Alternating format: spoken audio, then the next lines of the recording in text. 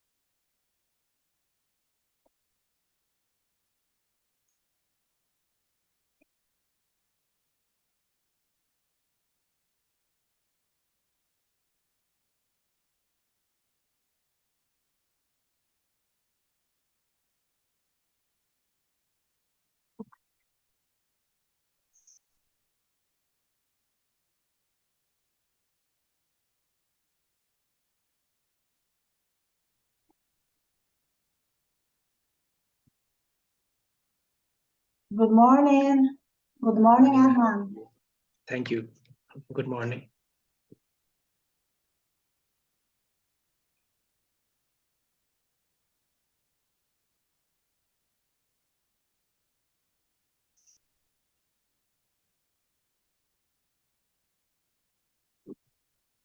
We have to wait for the student.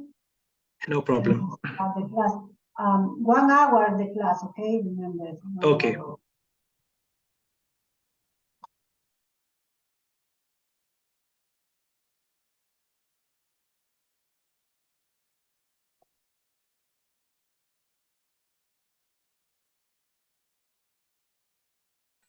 Good morning, guys. Good morning, Facundo, Joseph, Samuel, Rafaela, Adrian, Morning, Camille. teacher. Good morning. The class going to be Good started morning. now, okay? Enjoy the class, guys. Adnan, the class is yours. You can start. Thank you the very class. much, ma'am. Thank you very much. Okay, students, good morning. Welcome to the chemistry class. And we will try to cover 4 topics today. Let me share the screen.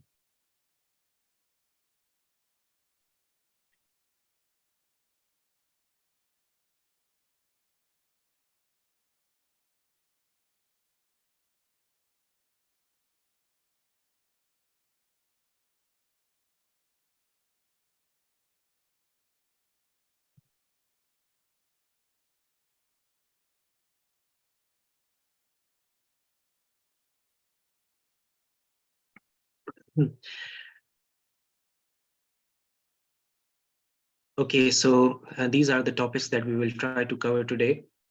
We have electron orbital, shapes of or orbital shapes, spectral lines, and electron levels. So all these topics, they are interrelated, they are connected, but we will try to differentiate between them, and we will try to study them as a separate topics. Okay, so we are starting. Okay, so we are starting from the electron orbital. And what is electron orbital? We are already familiar with the word electron. It is a subatomic particle. It contains a negative charge. In our last class, we discussed this in detail, that we have protons and neutrons and electrons inside the atom. And the electrons, they revolve around the nucleus, and protons and neutrons, and they are inside the nucleus. Okay, so what exactly is an electron orbital? So electron orbital is basically an area where we can find an electron. So in the last class, we discussed that we can say that we have different regions where electrons can be found. In the quantum mechanical model, when we were discussing the atomic models, right? If you guys remember, we studied 5 different models. There was a plum pudding model, there was a nuclear model, which was presented by Sir Ernest Rutherford, and the plum pudding model was presented by J.J. Thomson. So in the quantum mechanical model, which is the most accurate and the latest atomic model that we have, so according to that, electron orbital is an area where the probability of finding an electron is very high. We can find electron there. So if you want to define it, so the definition is here on your screens. As you can see here, in an atomic theory and quantum mechanics, an atomic orbital, and remember, atomic orbital and electron orbital, they mean the same thing. An atomic orbital is a function describing the location of wave-like behavior of an electron in an atom. So I told you guys that it is almost impossible to find the location or the momentum of the electron inside the atom at the same time. So we can guess that, okay, electron might be in this region, like from this point to this point. So this is how we talk of electrons inside the atom. So we have different types of orbitals. We have 4 types of orbitals that we study here at our level. We have S, P, D, and F. So these 4 types of orbitals that we have, now we are going into the detail of these 4 orbitals. So I hope everything is clear so far. And if you are not getting anything, or if there is any confusion, please feel free to ask questions, use your mic, or you can write down your questions in the chat box. Okay, so this slide is very important related to what we are trying to cover today. So electron orbital, first shell. We like you guys know that we have different shells within the atom. I would like to share another screen, and I would like to write, or yes, I will try to explain by writing. So give me a second here.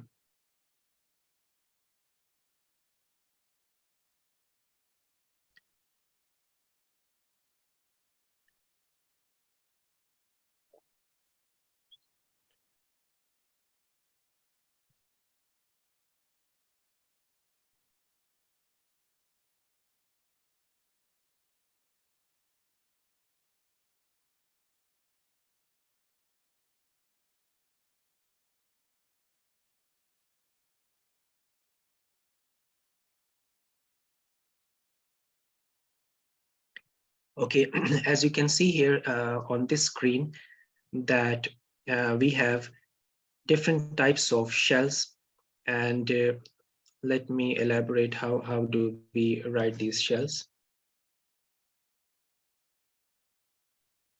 Okay, so this is the nucleus, and it has protons, and now we have, this is the first shell, this is the second shell, and this is the third shell, and this is the fourth shell.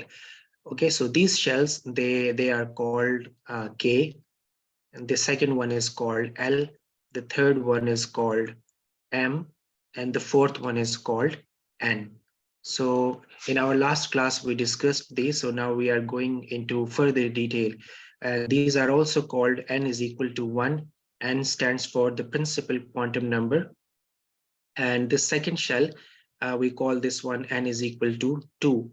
And the third shell, we name it 3. And the fourth shell, we name it N is equal to 4. So this is how these shells they work. Now we are going back to the presentation to talk about this in detail. Or okay, let me write it here. So in the first shell, this is the first shell, right? So we have studied 4 types of orbitals. We have S, we have P, we have D, and the fourth one is F. So we write the names of these orbitals with small alphabets. We do not write them as capital. So please take note of that. So in the first shells, this is the K shell, which is closer to the nucleus, and it contains only S orbital. So now this is the second shell, and this shell contains 2 of them, S and P. And the third one, it contains S, P, and D. It contains 3 orbitals. And the fourth one, it contains all 4 of these, S, P, D, and F. So as the as we are moving away from the nucleus, you can see that the atom is getting bigger and bigger, and it can accommodate more electrons in these shells. So this is how the shells are represented inside the atom. Now we are going back to the PowerPoint, and we will see the slides from there. Okay, so we are back to our this PowerPoint screen.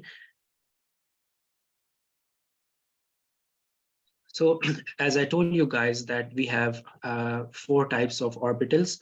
So the number of electrons that these orbitals can accommodate, S can accommodate only 2 electrons. Then we have second type of orbital, which is P, and it can accommodate 6 electrons. And then we have D, and D orbital can accommodate 10 electrons.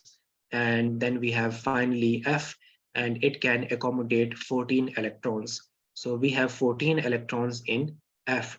And as we have seen here, that in the first shell we have only S, in the second shell we have S and P, in the third shell we have S, P, and D, and in the fourth shell we have S, P, D, and F.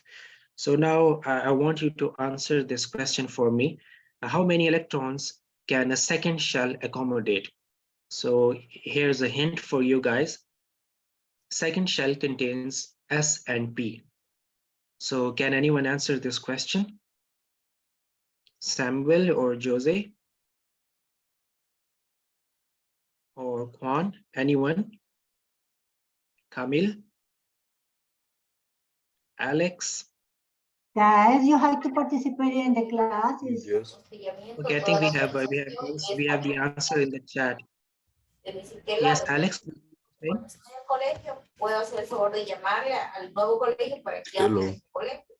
Yes, hello, I can hear you. Can you answer the question, please?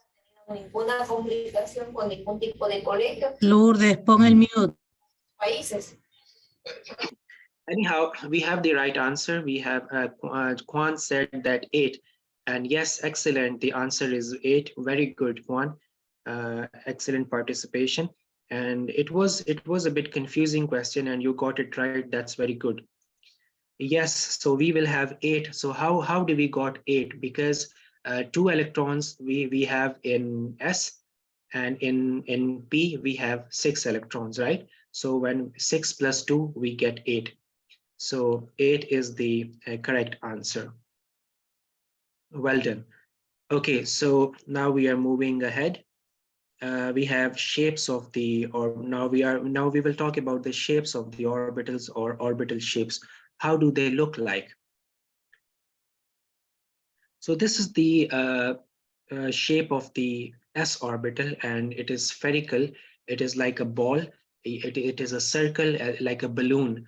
And the electrons, they are inside this round space here, but they will be away from each other, since electrons, they contain negative charge and they will repel each other. Negative and negative, there is a repulsion, and in negative and positive, they attract each other. So as we go higher, the shapes of the orbitals, they get complicated. And right now we are looking at the P orbital, which is a dumbbell shape.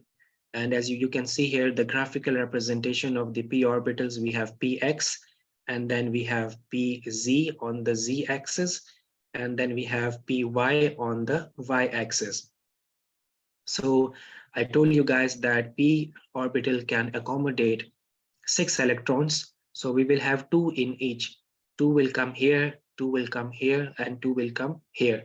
So this is how the P orbital can accommodate 6 electrons. So we are looking at the orbitals in detail.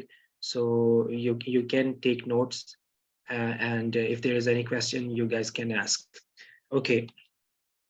Then we have D orbital.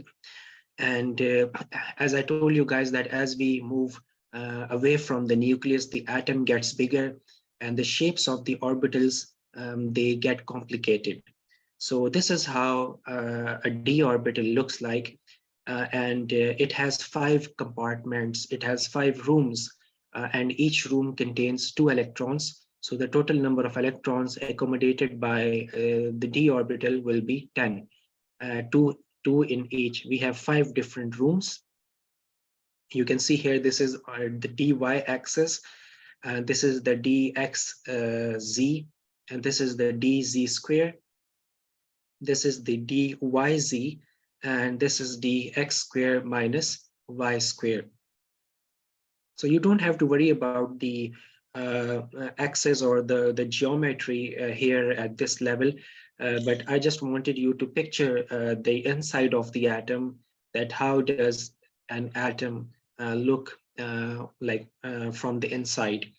So the d orbital, it contains 10 electrons. So this is the f orbital, and you can see here it is highly complicated, and it can accommodate 14 electrons, and it has 7 different rooms, and each of this room, it can accommodate 2 electrons. So 2 will come here in x square minus 3y square, and 2 will come here, 4, 5, 6, 7, 8, 9, 10, 11, 12, 13, and 14. So this is how the electrons are arranged within the atom surrounding the nucleus, and like the farther we go away from the nucleus, the complicated it becomes. So this is the electron like microscopic pictures of the orbital shapes here. And you can see here that these are the types of the orbitals, S, P, D, and F, and these are the levels. We have a nucleus here. This is the first shell. Now we are moving, as we go downward, we are moving away from the nucleus, and the atom is getting bigger and bigger. You can see that. So here in the shell number 1, or the first shell, we only have this little tiny dot, which is representing the S shell, and it can accommodate 2 electrons.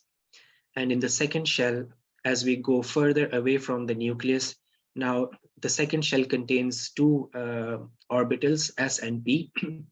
This one, it contains 2 electrons, and this p orbital, it can accommodate 6 electrons. So total 8 electrons in the second shell. So now in the third shell, we have S, P, and D. S can accommodate 2, P can accommodate 6, and D can accommodate 10. So we will have 18 electrons in total in the third shell. The third shell can accommodate 18 electrons, not more than 18, okay? So please remember this. I will have a question for you at the end of this lecture, and I would like you to answer that, how we will fill the orbitals, keeping this ratio or this calculation in mind. So now in the fourth shell, we have all the 4 types of orbitals. We have S, we have P, we have D, and we have F. So how many total electrons we will have in the fourth shell? Can anyone answer me? S can accommodate 2, P can accommodate 6, D can accommodate 10, and F can accommodate 14. So basically 14 plus 10 plus 6 plus 2, and we get 32. So in the fourth shell, we will have maximum of 32 electrons. And as you can see here, that as we are going downwards, the orbitals are getting bigger. So this S is the S orbital of the first shell. And this yellow circle around this small tiny blue dot is the S orbital of the second shell. Now this blue circle is the S orbital of the third shell. And now this yellow circle is the S orbital of the fourth shell. And you can see here that the p orbital is also expanding as the atom is getting bigger and bigger as we are moving away from the nucleus. And same is the case with the D and F orbitals. Okay, so this was the shape of the orbitals. Let's see what we have next. Spectral lines. So how do spectral lines appear, or how do spectral lines work, or what do we actually mean by spectral lines? We will see that. in this slide.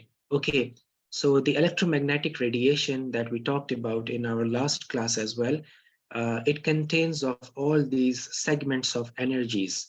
So this is the light that the sun is emitting, and we call this the electromagnetic radiation. And the gamma rays are filtered by the ozone layer. They do not reach the earth or the surface of the earth. And the X-rays are also blocked, and the ultraviolet rays are also blocked by the atmosphere or the ozone. So this is the light that reaches the earth, and it starts from the visible region, and then we have infrared, microwave, and radio waves. So as we are moving from left-hand side to the right-hand side, the energy of the radiation is decreasing, and the frequency of the radiation is also decreasing. Okay, so gamma rays are very dangerous. It is a very dangerous radiation. You may have heard of the nuclear bombs or the nuclear radiation. So when a nuclear bomb explodes, it emits these gamma rays that can destroy all the life on the planet. We have X-rays. X-rays are also dangerous. They pose a risk of cancer. They can cause cancer. Like God forbid, if we get injured, or like if we have a fracture in our bone, we go to the doctor, and doctor takes an X-ray, right? The X-ray for us, and he will ask us to stand in front of a machine, and then you will hear the radiation bump, and then you will be able to see your bone on a film. So the X-rays can penetrate our bodies, and they can be dangerous. Then we have ultraviolet radiation. That is why we apply the sun mask when we go outside in the sunlight, or at the beach. So we wear the sunscreen. So they can also have an effect on our skin, and it can also cause skin cancers. So most of these radiations, they get blocked by the atmosphere and in the space. So, and this is the visible region where the light starts reaching the earth. And this is the spectrum that we see. Now, I will ask you the question here that I am wearing a green color shirt, right? This is a dark green, a greenish type of shirt. So why is it appearing green? Can anyone tell me? How do you see colors? Or this curtain behind me here, this portion is yellow. So why is it appearing yellow? Anyone? How do we see things?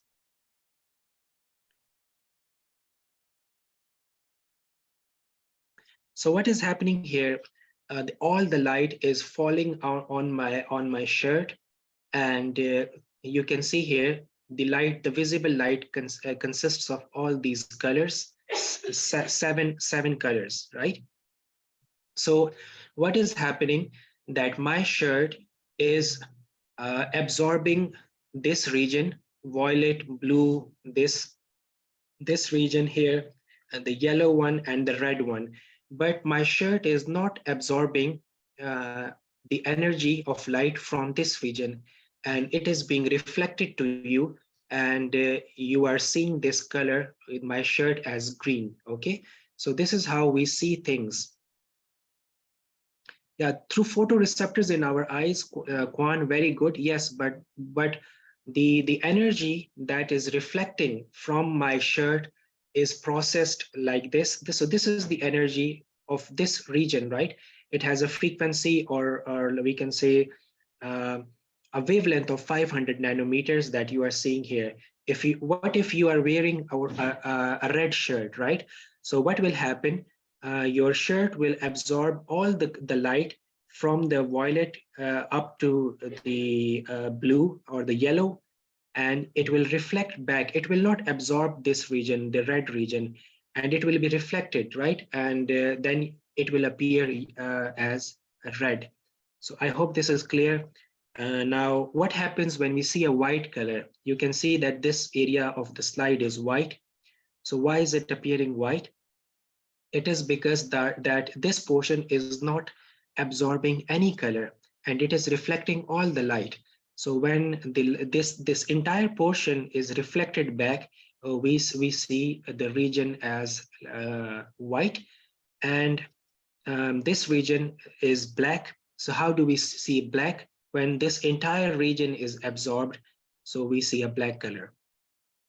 So this is how we see different colors around like our environment or in home or wherever we are. So these are basically the spectral lines. So how do we connect these spectral lines with chemistry?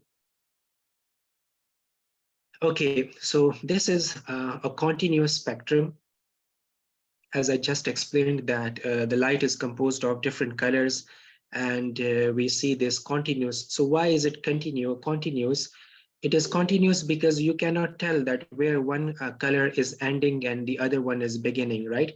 You can see that this region is purple, and as we are moving to the right side, we cannot distinguish that where the purple is ending and from where the blue color is starting, right? So same is the case with this region here. So we cannot say exactly that where the blue color is ending and the green is starting to appear. So the transition of the colors is continuous, right?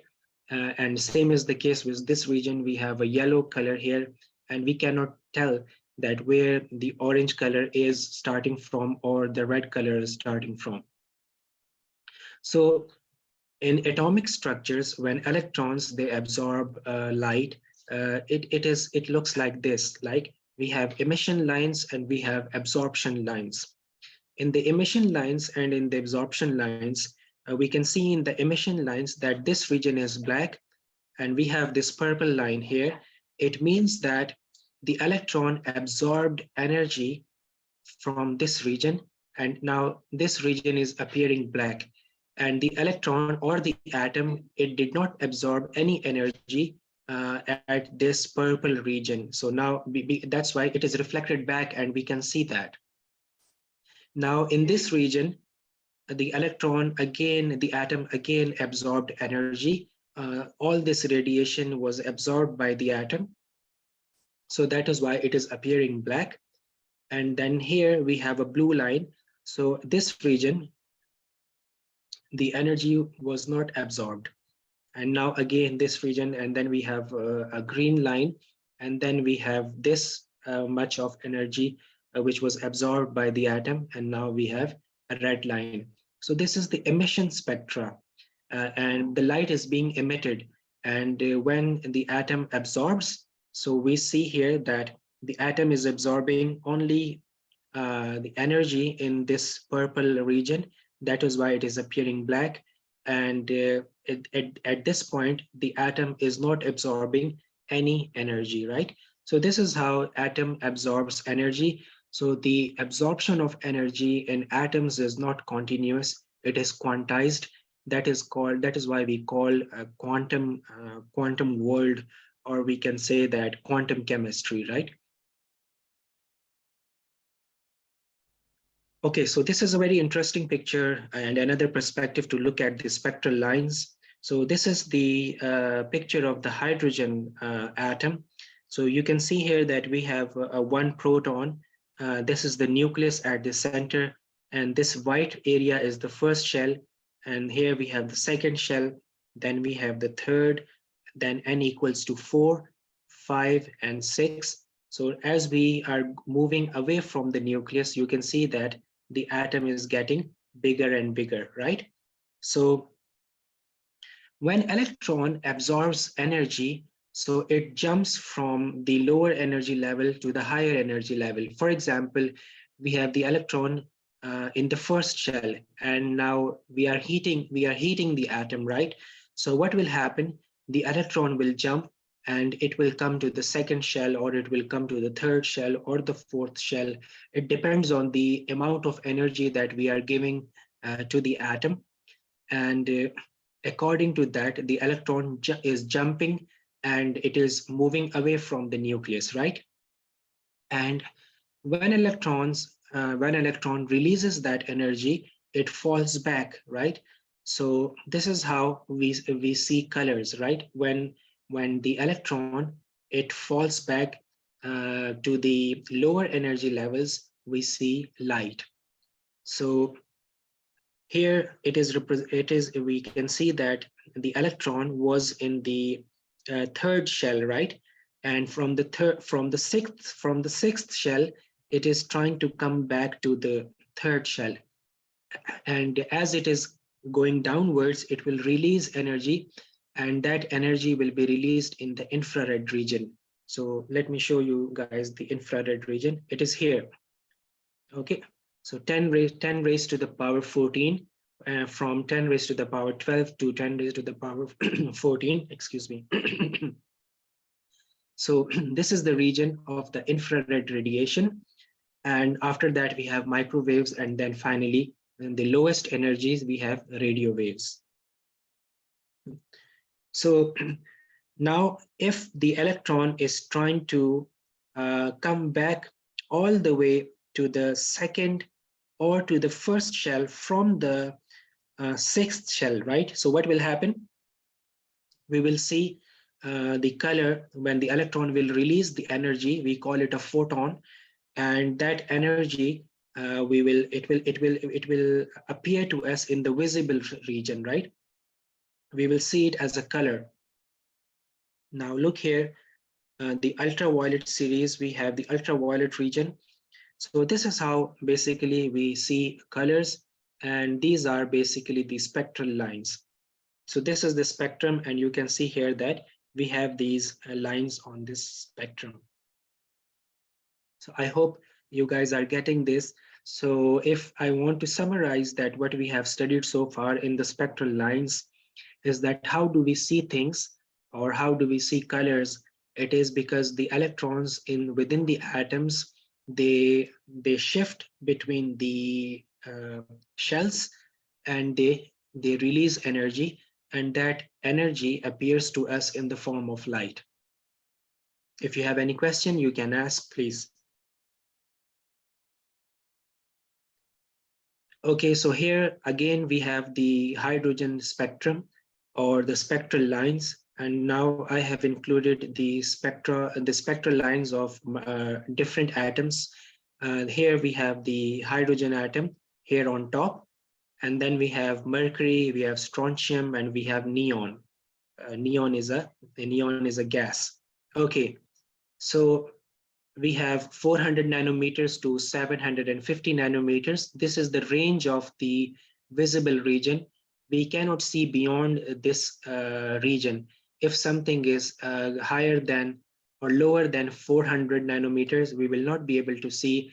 And if something is higher than 750 nanometers, we cannot see that, right? So the honeybees, they can see in the infrared region, and their vision is different than ours. They do not see the world as we see it, right? Or snakes.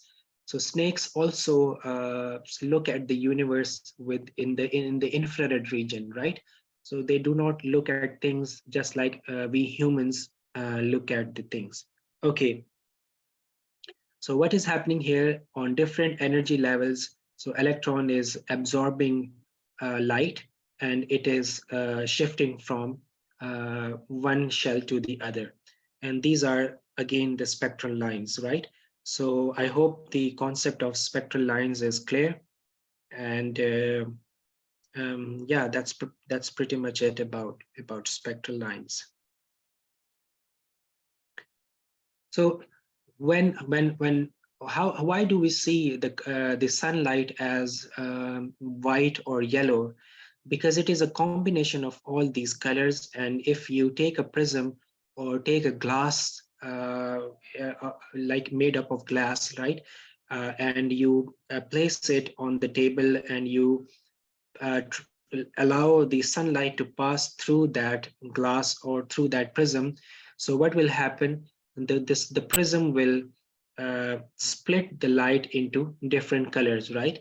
So that's how you can see that light is made up of different colors, and that's how the spectral lines, they arise. So now we are moving towards the electron levels. So in an atom, we have different levels, right? Like we talked about, that we have n is equal to 1, we have this first shell, and then we have the second shell, then we have third shell, fourth, fifth, and so on. So when the electron from this first shell, it will absorb energy, it will jump to the second shell. And this ladder or this level you can see here is the energy difference between the first shell and the second shell. And now we have the electron in the second shell. And now if you want to heat this electron or the atom, or if you try to give it energy, it will absorb this energy and it will jump to a higher level, and it will reach n is equal to 3. We also call this shell an M shell, right? This is K, the second shell is L, and the third shell is M. So now the electron is in the third shell. Now you further heat it, or you further give it energy, it will absorb that energy, and this electron will jump to the fifth shell, right? So this is how it works in the nature. The electron jumps directly from the third shell to the fifth shell. And now this is the fifth shell. And you can see that this fifth shell is much higher in energy as compared to the shell or the first shell, which was very close to the nucleus. And now the electron is in the fifth shell, which is very far from the nucleus. And now the electron is in a very high energy state. So this is the state where the reactions take place. You need to excite different atoms. And if you do not excite atoms, they will not react, right? For example, if you have a piece of charcoal at room temperature, so what will happen? It will not light up, right? It will not catch fire. You have to give it a certain amount of energy so that it can start catching up fire and start releasing energy. So when we are heating a charcoal, so when you are making a barbecue or for any party, or if you want to cook something, and if you have pieces of charcoal, so you heat it or you ignite fire so that the charcoal can burn, right? So in the process of burning the charcoal, what exactly you are trying to do, you are trying to shift the electrons from this region to the higher energy level, where they will start reacting with the oxygen in the atmosphere, and the coal will finally start burning. So this is how all the reactions they work. And again, why do you see the red light when the charcoal is burning, right? So what is happening now? The electrons are falling back to the lower energy levels. So here electron was at the fifth level. Now what will happen? After some time, when the charcoal will burn and it will start emitting red light or orange yellowish light, the electron will come back to the fourth, and from the fourth shell, the electron will come back to the third, and again from the third shell, the electron will fall back to its actual position where it was in the beginning, in the first shell. So this is absorption and this is emission. So emission, remember that emission takes place when electron is falling back from a higher energy level to a lower energy level, and absorption takes place when the electron absorbs energy and it jumps from the lower energy level to a higher energy level. So this was about the electron levels. So now, as you can see here in this picture, that we have, we can see the shells. This is the nucleus, and this is the first energy level, and this is the second, and this is the third energy level, and this is the fourth energy level. And in K shell, or in the first shell, how many electrons do we have? We have 2 electrons. And in the second shell, which is L, or we call it 2, we have 8 electrons.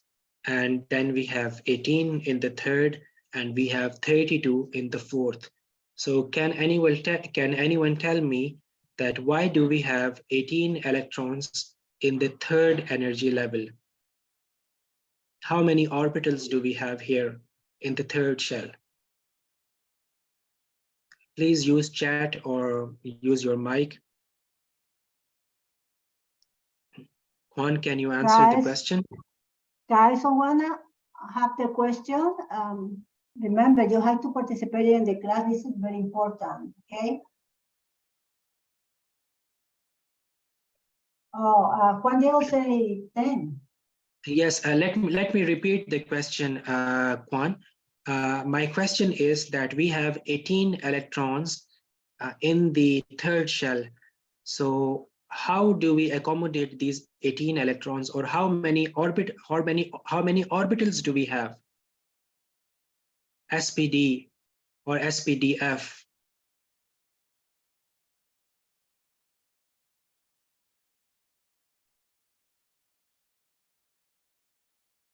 So we have 3 orbitals here in the third shell, right? We have S, P, and D. Excellent. Yes. So 2 electrons in S plus 6 electrons in P and 10 electrons in D. So that would give us the total number of 18 electrons, right? So this is how we will get the total number of 18 electrons in the third shell. What about the fourth shell? Samuel, you were very active in the first few classes, but after that I did not hear anything from you. I hope you are learning and you are paying attention. Samuel, can you answer the question?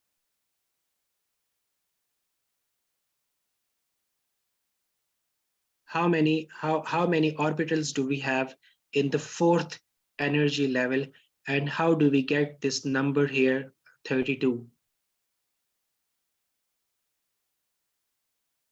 So we have S, we have P, we have D, and we have F. We have these 4 orbitals in the fourth energy level, or in the fourth shell, and S can contain 2 electrons. Then we have P orbital, it can contain 6. Then we have D orbital, it can contain 10. And finally, we have F, it can contain how many, it can accommodate how many electrons? It can accommodate 14 electrons. So if you add these numbers, 14, 10, 6, and 2, you end up with 32. So in the fourth shell, we can have 32 electrons. So now I have a question for you guys.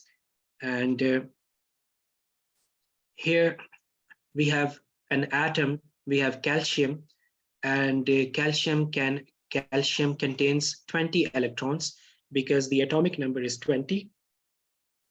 And it has 20 protons and it has 20 electrons. So I want you guys to fill these 20 electrons in these 4 energy shells, or the energy levels. How will you do that? How many electrons should I put in the first shell? Anyone? So help me filling this calcium atom, please. Yes, Kwan, excellent. 2, very good. Now what about the second shell?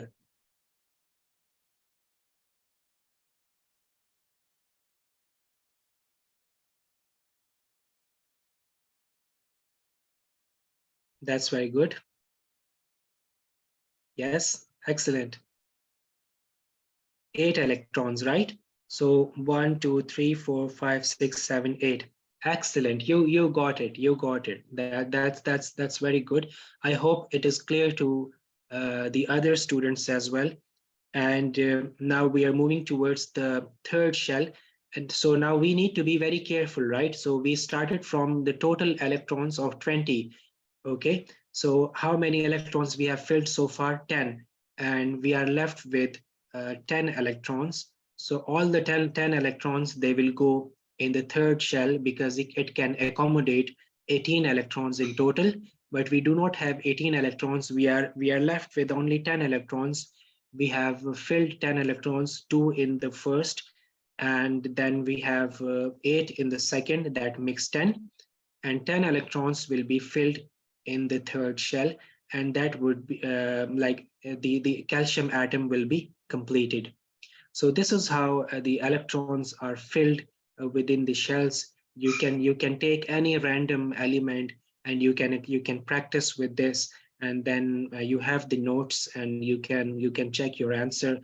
Always remember the first shell will accommodate 2, 8, 18, and 32. So this was our last slide. Now we are moving towards the summary. And if you have any questions, you can please ask. Okay, let me erase this. Yeah, okay, that's all right. Okay, so in lesson summary, we have orbitals. We talked about 4 different types of orbitals. We had S, P, D, and F. In S, we can have 2 electrons. In P, we can have 6 electrons. In D orbital, we have total number of 10 electrons. And in F, we have total number of 14 electrons. And this is the number of shells. In the first shell, we can have 2. In the second shell, we can accommodate 8 electrons. In the third shell, we can accommodate 18. And the final shell, or in the fourth shell, we can accommodate 32 electrons. So this is how the position, or we can say that the electron levels, they work. So today's lecture was mostly picture based, so you could practice it properly and you can visualize things here. So this was all from my side, and if you do not have any questions, then we would conclude it here today. Ma'am, over to you, please.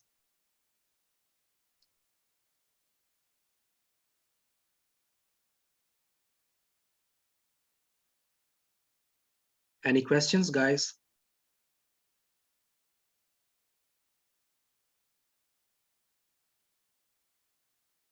Guys, everything is clear?